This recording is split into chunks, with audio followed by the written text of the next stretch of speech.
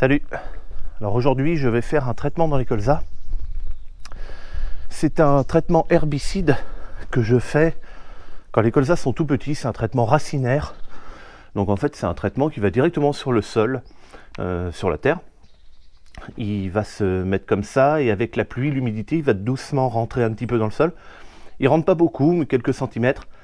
Et ça va faire que les mauvaises herbes vont mourir dès la naissance, si on veut par là. Fait que la mauvaise herbe, si tu veux, va commencer à lever, puisqu'elle aura sa réserve par sa graine. Et dès qu'elle va faire des racines, eh ben, elle va attraper l'herbicide, elle mourra.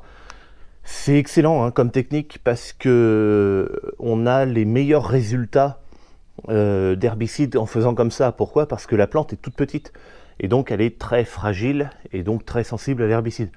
Les herbicides maintenant foliaires fonctionnent de moins en moins bien parce que tous les ans on a des molécules qui sont retirées du marché. Alors il y en a des nouvelles qui arrivent hein, bien sûr, mais c'est pas convaincant, on va dire. Donc il faut traiter plus souvent. Faut traiter plus souvent qu'avant. Bon, c'est comme ça. Moi je pense que valait mieux traiter une fois avec un produit peut-être un petit peu plus dangereux, plutôt que 2, 3, 4 fois par moment avec un produit moins dangereux. Je ne sais pas lequel est le mieux, mais bon, c'est juste mon avis ça pour le coup. Bon ça y est, j'ai fini l'incorporation du produit, il n'y en a qu'un seul. Donc ce que je mets c'est du Alabama, je mets ça à 2,5 litres à l'hectare. Donc j'ai déjà traité il y a 2-3 jours, une fois. Et donc là je fais le reste, il me reste 13 hectares et quelques. Pour ceux qui ont suivi la vidéo de semis du colza, c'est les parcelles où il y a le CrossFit. Que je vais faire l'herbicide là tout de suite. Et donc c'est parti. J'ai un petit problème avec mon siège, c'est chiant. Il est en bas. J'ai plus de suspension, plus rien. Alors en fait, c'est pas qu'il est cassé, c'est que le bouton, non, le bouton pour gonfler et dégonfler le siège, il marche plus. J'appuie dessus et il n'y a rien qui se passe. Donc là, j'ai pas le temps de m'occuper de ça maintenant. C'est pas très grave, je suis suffisamment bien assis quand même. Alors, un peu moins confortable, mais la bonne hauteur et tout, donc ça va. Allez, hop, on prend la route, on y va. Ok, donc je viens d'arriver dans la parcelle. Et donc on peut voir que les colzas sont levés, certains encore en cotylédon, d'autres avec une vraie feuille. Voilà, on en voit d'autres là encore sur le rang. On le voit peut-être pas avec la caméra.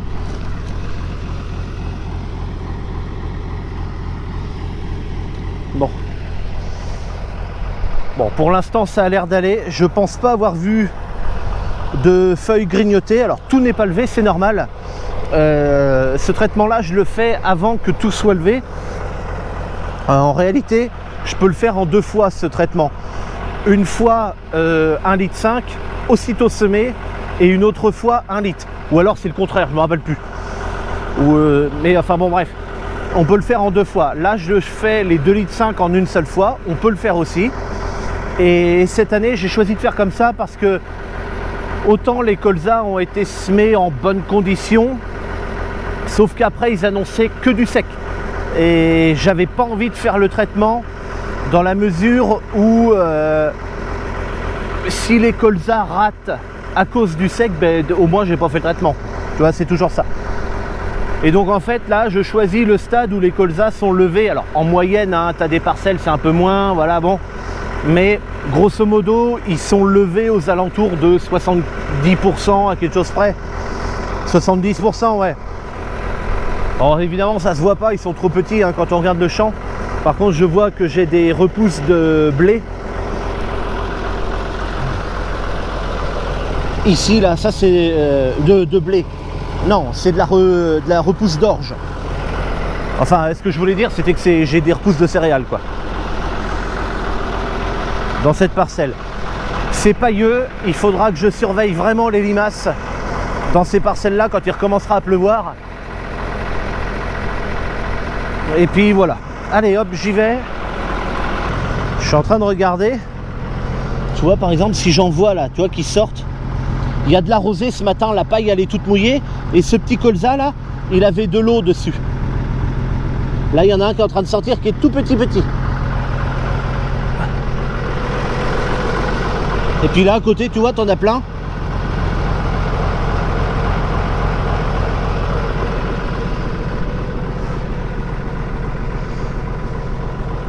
Bon, mais je m'aperçois que même dans la paille, ils arrivent à passer à travers. Donc c'est bien, tant mieux.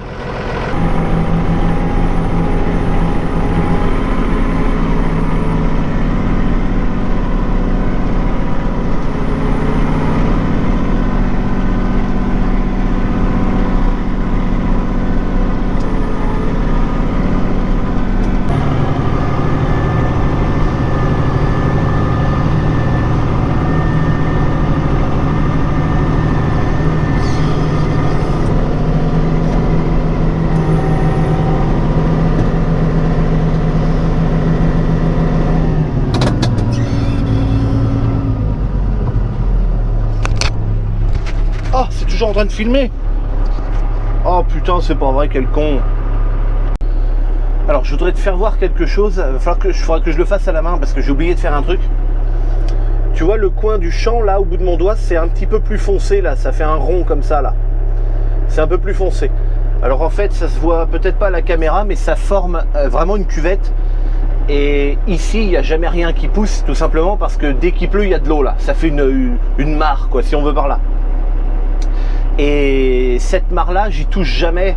Alors là papa a été gratté dedans avec le déchômeur quand il est venu là. C'est chiant, mais enfin bon tant pis. J'aurais dû lui dire avant. Mais normalement ça fait plusieurs années que j'y touche plus du tout là, pour que l'eau reste là. Et je le fais exprès. De toute façon, même si je gratte dedans et tout, l'eau va rester à force. Et il n'y aura rien qui va pousser. Donc là je sème même pas, je traite pas, je fais rien là-dedans. Pourquoi je fais ça? D'une, je viens de le dire, de toute façon il n'y a rien qui pousse ici dans ce trou là. Et de deux, je suis entouré, tu le vois peut-être pas, mais je suis entouré complètement par la forêt domaniale. Là c'est pas juste un bois de particulier, hein, c'est vraiment la forêt domaniale. Et je te laisse imaginer toutes les bestioles qui vont venir. Et pour limiter en fait les bêtes qui vont venir dans ma parcelle, j'ai fait le choix de garder cette petite mare, comme ça ils viennent, ils boivent ici, puis après ils s'en vont. Et donc voilà, et là il va falloir que je le fasse à la main, il faut que je ferme 2 tronçons. Voilà, je te le fais voir ici, j'ai fermé les 2 tronçons là, parce que tu vois normalement, le petit trait, hop, tu vois, ça fait comme ça là. Et en fait la mare elle est là. Et comme un imbécile, j'ai oublié d'activer ma parcelle. C'est-à-dire que là, le pulvé ne prend pas en compte les bordures. Et là, si j'allume, il va traiter dedans. Et je veux pas qu'il y ait du produit qui aille dedans. Donc là, il faut que je le fasse à la main, mais c'est pas grave. Et puis voilà, c'est tout. Je voulais juste te faire voir ça. Que je laissais un bout de machin pour que les animaux puissent boire. Hop, allez, c'est reparti. Je vais essayer de faire ça.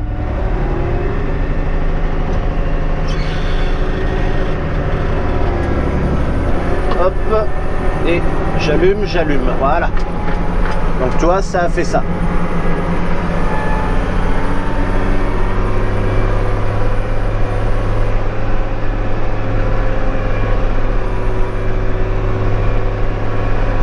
Donc là, on voit très mal hein, le passage de traitement. Enfin, moi, j'arrive à le distinguer quand même.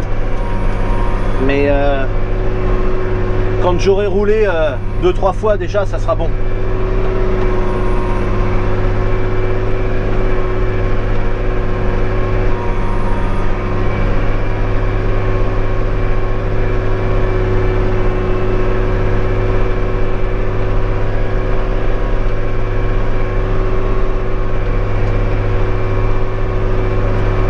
Là, je roule pas très vite pour faire la bordure.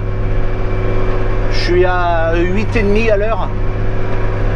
Bon, d'habitude, je roule plus vite que ça, mais là, je sais pas, c'est une nouvelle lubie qui vient de me passer par la tête. J'ai décidé de faire mes tours de champ en roulant un peu moins vite.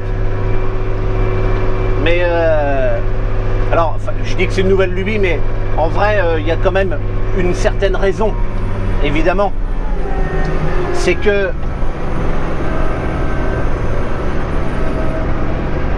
j'essaye de me placer correctement. C'est que en fait, comme tous les tours de champ ont été faits avec le GPS, je préfère être sûr la première fois que je passe que la rampe va pas aller bombarder, va pas aller se faire bombarder dans une branche. Voilà, c'est pour ça en réalité. Il y a quand même une raison. Je veux pas croire que je suis fou, mais il y a quand même des choses qui sont réfléchies. Alors après, ça a du sens ou ça en a moins, mais moi j'estime que si ça a du sens pour moi, ben, c'est que c'est valable.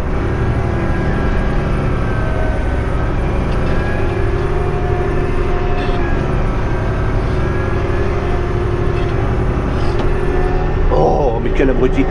Là en fait j'ai reculé, je suis un peu de travers, du coup ma rampe vient de remonter parce qu'elle a détecté les fougères là. Et comme encore une fois j'ai pas activé ma bordure, ma limite de champ, va falloir que je ferme les tronçons pour pas que je traite les fougères. Bon, j'arrête la caméra parce que c'est chiant et j'ai besoin de mes deux mains. Allez hop, là c'est l'avant-dernière parcelle.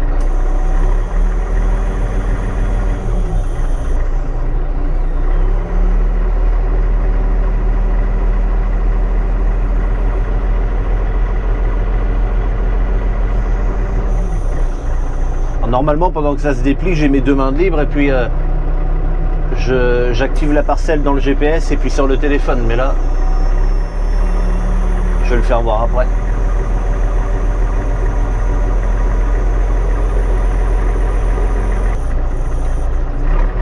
Hop.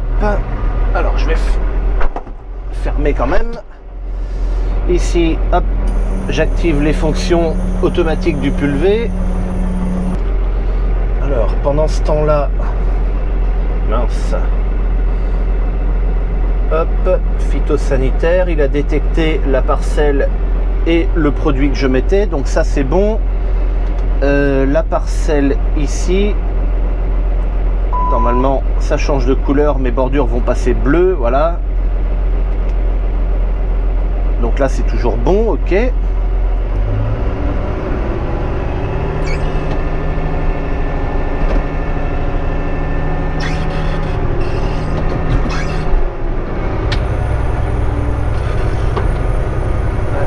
Arrière.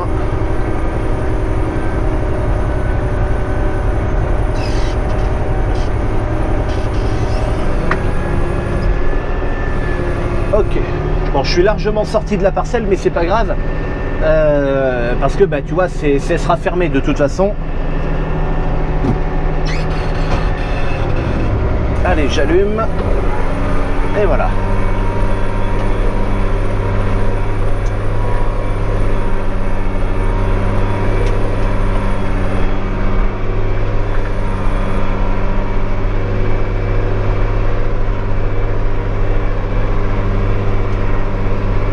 Alors il a plu récemment, mais tu vois, ça a resséché en surface. Pour ça que ça semble faire un petit peu de poussière. Mais dès que tu grattes un peu, en fait, tu retrouves le frais. Donc c'est bien, ça permet au colza de continuer à pousser. Des colzas cette année, j'en ai 43 ou 44 hectares. Et là, le groupe là qui me reste, c'est 13 hectares 72. Bon là, tu peux voir qu'il y a des tas des zones vertes là plutôt. C'est là où l'orge, j'avais des zones qui étaient un petit peu couchées là, que j'ai mal ramassé avec la moissonneuse. Donc ça y fait aussi, ça a fait des paquets de paille un petit peu en cement. Bon, enfin, ça fait rien. Bon, et bien ça y est, j'ai terminé. Maintenant je vais avoir une période un peu plus calme. Surveillance quand même des colzas avec les limaces dans les zones pailleuses.